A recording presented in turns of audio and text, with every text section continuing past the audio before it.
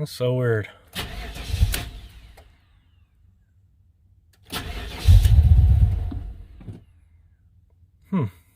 Starts and dies.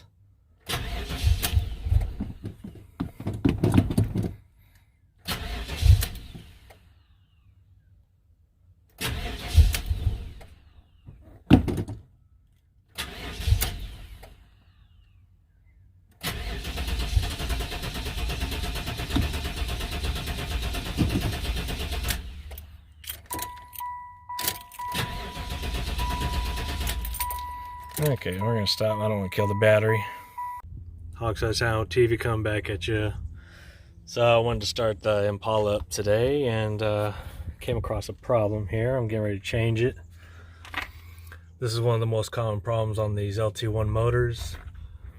These lines right here, you see right here, these things go brittle and then they make a vacuum leak and they won't make the car start, so you got to change them out. And it has two of them here, if you can see. There's one down there too. Right below it, there's two. So I'm going to change these out real quick and get the car started. So I'll get back to you in a minute. Okay, so what I'm going to use is some washer fluid hose right here. You know, it's just normal hose. So I'll cut it to length and then get this put on. Okay, so we got the hose slipped on. I'm going to slip it on later after I get off this camera, but I'm going to show you guys this real quick. Just slide this right on there. And like I said, this is just regular windshield washer fluid hose.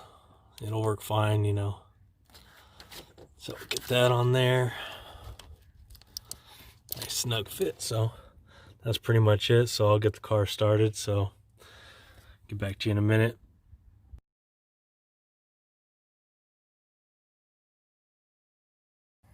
Okay, so we're done with those emission hoses. These ones right here. The one to the throttle body right there. Had to do this other one down here. This one down here is another emission hose. I think it's for the evaporator. But we'll check it out right now, see if this thing will start.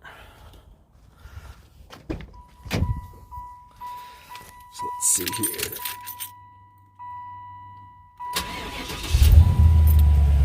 There we go. Just some emission hoses. Vacuum leak, most common on here. So that's all, you guys. Hawkseye Sound TV.